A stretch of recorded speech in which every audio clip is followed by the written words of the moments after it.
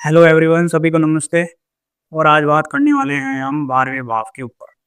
सबसे ज़्यादा इम्पोर्टेंट भाव है, सबसे ज़्यादा ज़रूरी भाव है और इसके बारे में बहुत ज़्यादा नेगेटिविटी फैली हुई है, ठीक है? तो सबसे पहले इस भाव को लेके जितनी बातें हैं, सारी की सारी हम बातें करेंगे। देखो, सबसे पहले एक बात समझो, 12वें भाव को लेके जो है ज्योतिष में हमेशा जो है पुराना जो ज्योतिष है उसमें ये बात सुनने में आती है कि भई जो 12वाँ भाव है, 6, 8, 12 भाव है, वो जो है आपके अच्छे नहीं माने जाते हैं, ठीक है? मतलब बहुत अच्छे नहीं माने जाते हैं, तो उसका क्या मतलब है? वो समझो पहले सबसे पहले तो। देखो 6, 8, 12 भाव में जो 12वाँ भाव होता है ना? उसका स्वामी होता है, वो क्या है? उसका काम क्या है? उसको समझो।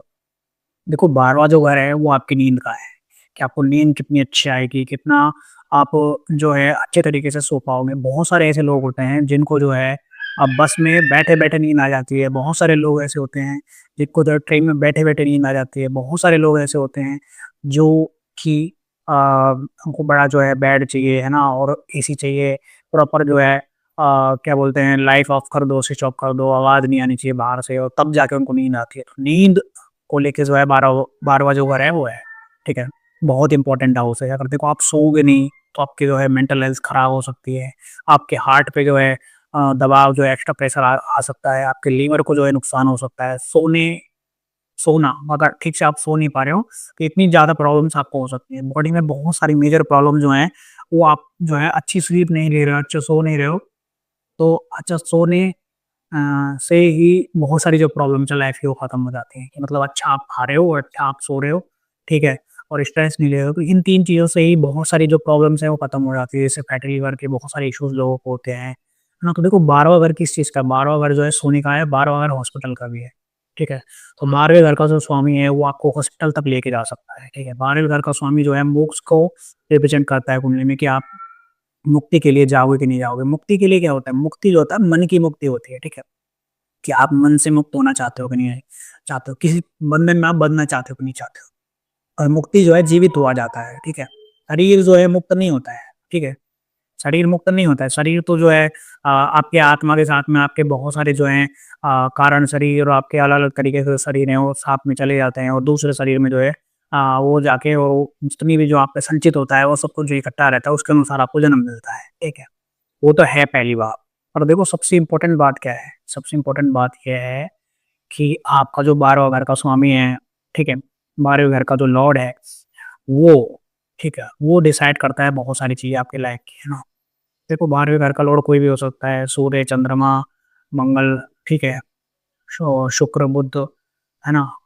और शनि कोई भी हो सकता है। देखो 12वें जैसे मेरे 12वें घर का स्वामी कौन है? सूर्य है, ठीक है? तो देखो सूर्य 4th हाउस में है, गुरु के साथ में, बृहस्पति के साथ में बैठा है, ठीक है? तो सूर्य को जो भी देना है, वो चौथे घर से जोड़ के देगा, ठीक है? सूर्य को जो भी देना है, वो चौथे घर से जोड़ के देगा, ठीक है? और बृहस्पति से जोड़ के देगा चीज़ों को, ठीक है? तो अब देखो 12वाँ घर ना आपके इन्वेस्टमेंट का भी है कि भई आप जो है अपना इन्वेस्टमेंट कहाँ करोगे, पैसे का, समय का इन्वेस्टमेंट कहाँ करोगे? तो चौथे भाव की चीज़ों में करोगे, है ना? और जो बृहस्पति है, वो देखो 4th का भी लॉर्ड है मेरा और 7th का भी लॉर्ड है। 7th हाउस जो है आपकी वाइफ़ का होता है, आपके पार्टनर का होता है, आपके बिज़नेस का होता है। आप जो है बिज़नेस में इन्वेस्टमेंट कर सकते हो। आप जो है वाइफ़ वाइफ़ वाइफ़ में जो है बहुत ज़्यादा आपको इन्वेस्टमेंट करना पड़ सकता है। मतलब वाइफ़ पे जो है खर्चा ज़्यादा करना पड़ सकता है, ठीक है? क्योंकि 7th का जो लॉर्ड है वो 12वें घर के साथ में है। जहाँ पे भी जो है 12वाँ घर का लॉर्ड जाता है वहाँ पे वो खर्चा करवाता है, ठीक है? ये बात याद रखो। ना वहाँ का वो कर्म है, वहाँ पे आपको देना पड़ता है बेसिकली, है ना?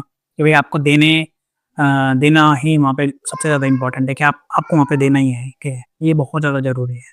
कि 12वाँ घर इतना इम्पोर्टेंट है।